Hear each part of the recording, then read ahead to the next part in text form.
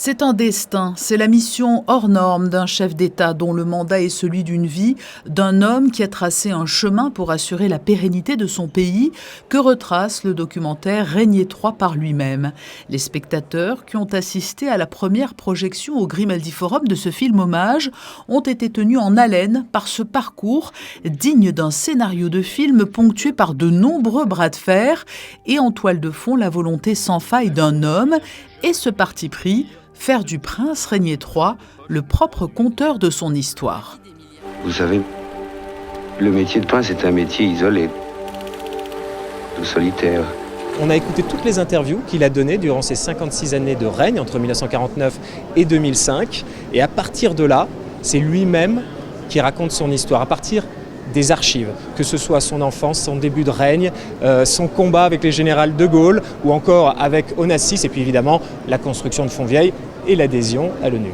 Et au fil du récit, au gré de cette vie, on découvre un homme opiniâtre, animé par une quête de respectabilité pour Monaco et la volonté de réaffirmer à chaque point de crispation avec la France la souveraineté de son pays et son indépendance. Je pense qu'il y a beaucoup de gens qui ne pensaient pas que ça a été aussi difficile pour lui et il y croyait. Et voilà, c'est ça, c'est toujours croire en ses rêves. Et c'est vrai qu'il a fait de Monaco une grande famille. Cette grande famille monégasque qui était bien présente au Grimaldi Forum, une salle comble pour rendre hommage au prince Régnier III et entourer la famille princière, très émue à l'évocation de ce père et grand-père dont l'œuvre restera majeure. Ça fait tellement longtemps qu'on ne l'a pas entendu et ça rappelle des souvenirs, des bons souvenirs, des bons moments passés et tout ce parcours de sa vie, ça peut être qu'inspirant aussi pour nous aujourd'hui de le revoir et de le réentendre. Donc c'est un super moment pour nous tous, toute la famille.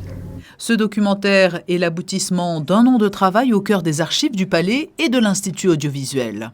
Beaucoup de fierté puisque c'est 25 ans de travail qui se concrétisent au sein d'un film où on a pu apporter le meilleur des archives que nous avons collectées. Le pari n'était pas facile à tenir.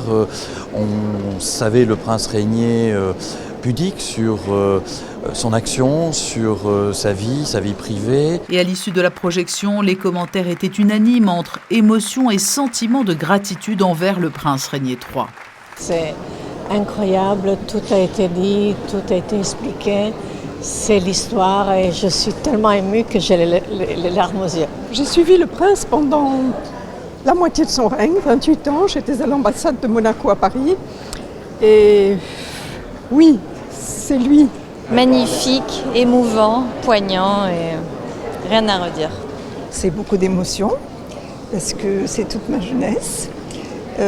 Sur certaines images aussi, j'ai vu également mon grand-père avec le prince Régnier très jeune et voilà, c'est toute cette construction et puis en faisant partie du comité Régnier III, c'est aussi un aboutissement ce soir. Un accomplissement qui se traduira également jusqu'au mois de janvier prochain par de très nombreux autres hommages au prince Régnier III, dont l'un des tout prochains est une exposition à la salle du quai Antoine Ier intitulée Le prince bâtisseur, une ambition pour Monaco, qui fait écho à ce documentaire.